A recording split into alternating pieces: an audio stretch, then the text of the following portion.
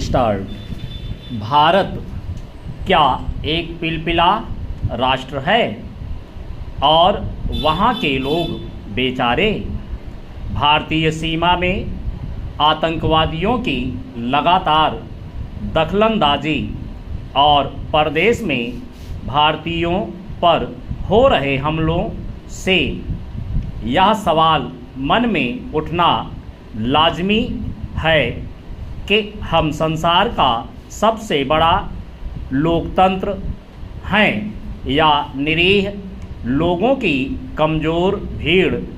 अपने देश के अंदर हम अपनी रक्षा नहीं कर पा रहे हैं और बाहर लोग हमें अपने गुस्से का शिकार बना रहे हैं।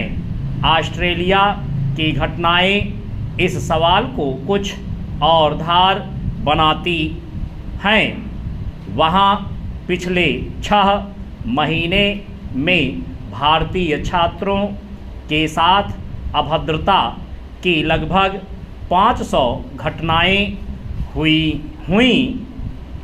वह तो बलजिंदर, उसके साथियों और उसके परिजनों का कमाल है कि उन्होंने अपने साथ हो रही ज्यादती को इतनी ज़ोर से उठाया कि बहरे भी सुनने लगे।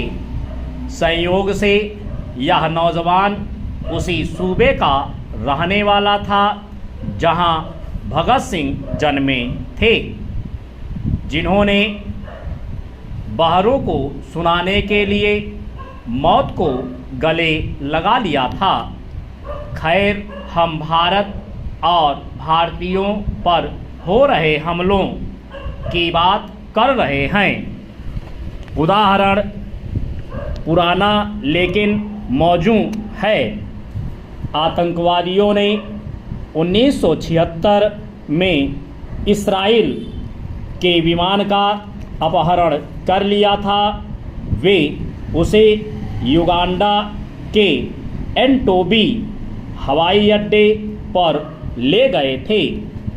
उनका सोचना था कि इस्राइल सरकार अपने नागरिकों की रक्षा के लिए उनके आगे झुक जाएगी, पर हुआ इसका उल्टा।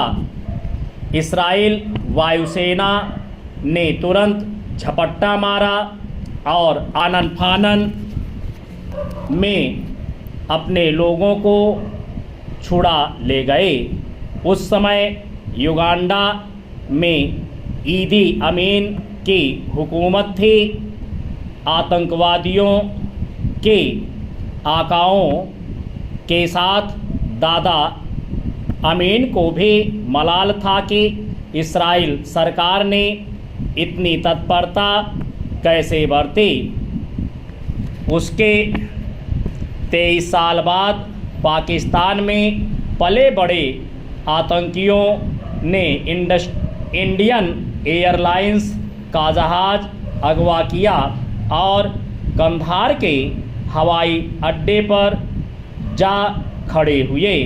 एंटोबी हवाई अड्डा 1976 में जैसा था उससे भी बुरी हालत में कंधार उन दिनों हुआ करता था। अफ़गानिस्तान में तालिबान भले ही हुकूमत कर रहे थे, पर उनके लिए पूरी दुनिया में उपेक्षा का भाव था। ठीक है, हमारे विमान पाकिस्तान की नभ सीमा में प्रवेश नहीं कर सकते थे, पर मध्य एशिया के किसी भी दोस्त देश को हम कमांडो कार्यवाही के लिए अपनी ज़मीन या आसमान देने के लिए मना नहीं सके। क्यों?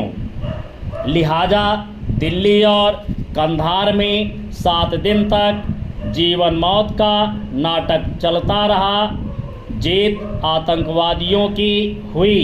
हमने बड़ी शर्म और जिल्लत से देखा कि हमारे विदेश मंत्री आतंकवादियों के आकाओं को भारतीय जहाज में बैठाकर सुरक्षित कंधार ले गए। लास्ट चला लीजिए।